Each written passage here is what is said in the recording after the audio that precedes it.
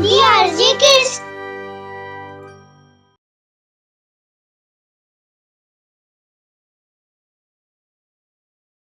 मदनपुर गांव में सुभाष नाम का एक किसान रहता था। उसके परिवार में उसकी पत्नी सरला और 2 बेटियां, कुमकुम जो कि 12 साल की थी और पूजा जो कि 7 साल की थी। खेती से उसका अच्छा खासा गुजारा हो जाता था।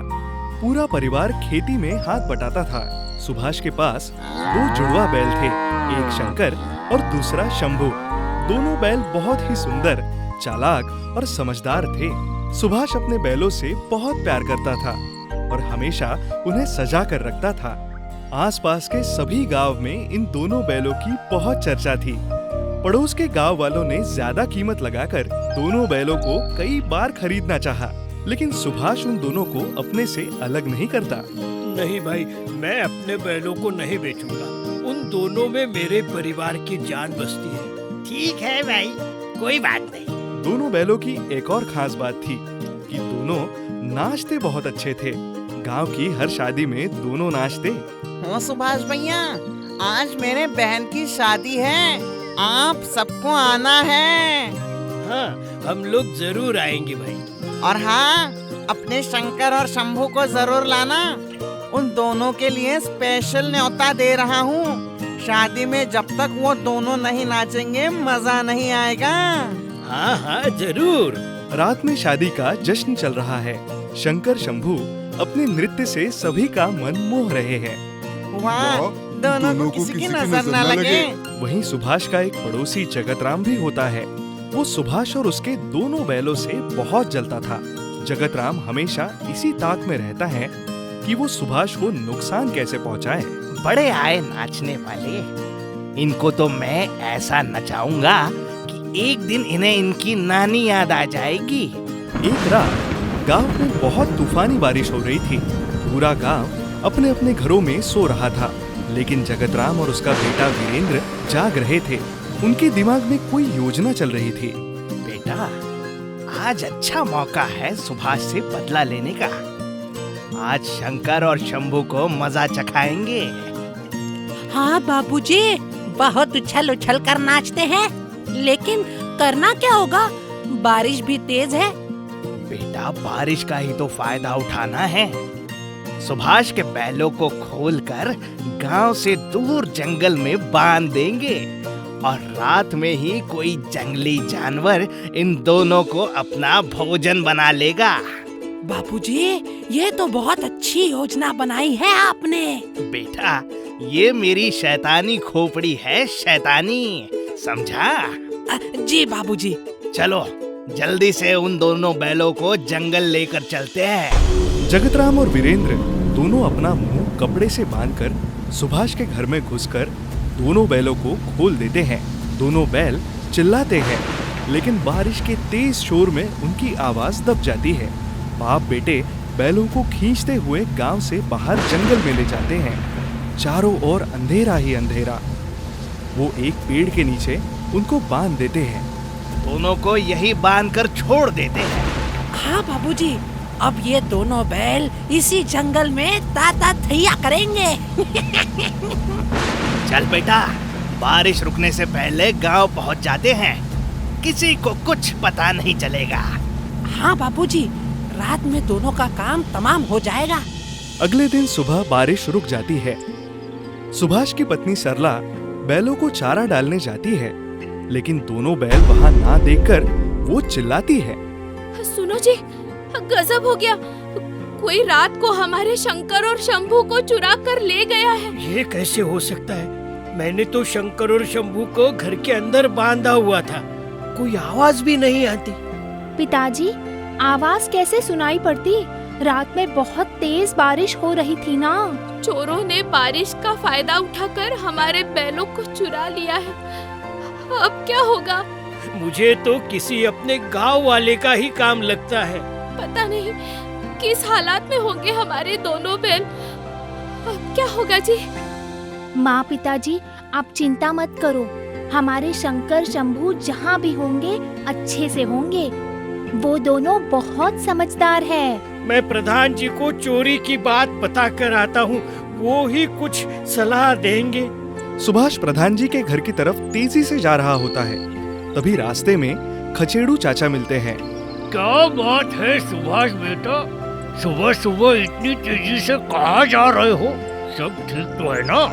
चाचा, मेरे दोनों बैलों को रात में कोई चुरा कर ले गया। इसी बात की सूचना देने जा रहा हूँ प्रधान जी को। अरे राम राम, कैसा जमाना आ गया, लोग पशु को भी चुराने लगे हैं। जरूर किसी परिचित का ही काम है, राम तुम्हारा भला करे। सुभाष प्रधान जी के पास जाकर सारी घटना उन्हें बता देता है। इधर जंगल में शंकर और शंभू ने अपनी सूझबूझ से एक दूसरे को बंधन मुक्त कर लिया है। शंकर ने पहले शंभू की रस्सी खोल दी, फिर शंभू ने शंकर की रस्सी खोली। तभी उनके पास कुछ जंगली कुत्ते आ जाते हैं। दोनों बैल मिलकर उनका सामना करते हैं और उनको भगा देते हैं। उधर गांव में प्रधान जी सुभाष की बात सुनकर परेशान हो जाते हैं और उसे हौसला देते हैं।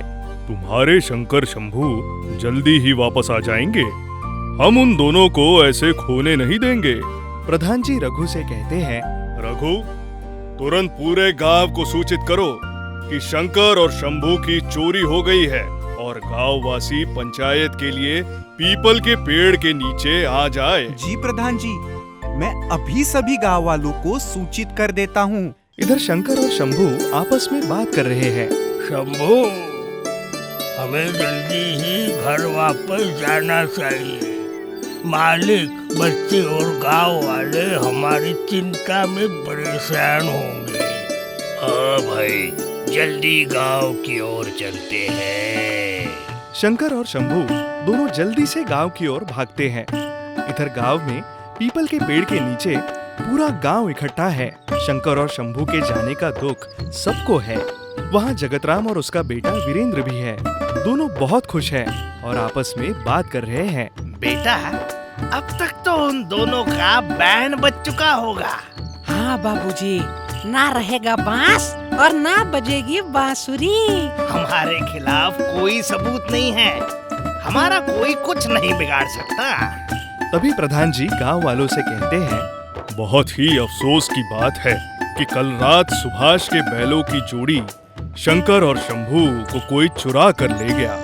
मेरी आप सभी से हाथ जोड़कर विनती है कि आप में से किसी ने भी ये गलती की है तो कृपया निसंकोच सामने आए, हम उसके गलती को क्षमा कर देंगे। जगतराम और वीरेंद्र प्रधान जी की बात सुनकर हंसते हैं। मैं ये वादा करता हूँ कि उसको किसी भी तरह का नुकसान नहीं पहुँचाया जाएगा। और अगर हमने खुद उस चोर को पकड़ा तो उसे कड़ी से कड़ी सजा मिलेगी। मैं 3 तक गिनूंगा। इधर शंकर और शंभू तेजी से दौड़ते हुए आते हैं। उनके गले में बंधी घंटी बज रही है। उधर पंचायत में जगतराम और उसका बेटा हंस रहे हैं। प्रधान जी गिनती गिनते हैं। 1, 2 और ये 3। तभी वहाँ शंकर और शंभू सरला, कुमकुम और पूजा के पास आकर रुक जाते हैं। जगतराम और वीरेंद्र ये देखकर घबरा जाते हैं। सभी गांव वाले बोलते हैं, शंकर शंभू आ गए, ये तो कमाल हो गया। सब शांत हो जाइए, शंकर शंभू आ गए हैं। अब चोर भी जल्दी पकड़ा जाएगा। यदि वो इस समय पंचायत में बैठा है तो भगवान भी उसे नहीं बचा सकते। शंकर, शंभू दोनों बताएंगे कि उन्हें कौन चुरा कर ले गया था। सुभाष अपनी बेटियों से कहता है, मेरे प्यारे शंभू, तुमको कौन चुरा कर ले गया था? शंकर, बताओ कि वो चोर अभी यहाँ पंचायत में है। जगतराम और वीरेंद्र घबरा जाते हैं। दोनों बैल जगतराम और वीरेंद्र की तरफ बढ़ने लगते हैं। दोनों बैलों को अपनी ओर आते देख जगतराम और वीरेंद्र सुभाष के पैरों में गिर जाते हैं। भाई, हमसे बहुत बड़ी गलती हो गई, माफ कर दो। हाँ चाचा जी, हमको माफ कर दो। तुम दोनों को माफी नहीं दी जाएगी और तुम्हारी सजा ये है कि तुम दोनों का मुंह काला करके और तुम्हारे गले में जूतों की माला डालकर गधे पर बैठाकर पूरे गांव में घुमाया जाए। सबको मंजूर है? हाँ, मंजूर है। शाम को दोनों का मुंह काला करके गधे पर बैठाकर गांव में घुमाया जाता है। बुरे काम का बुरा नतीजा।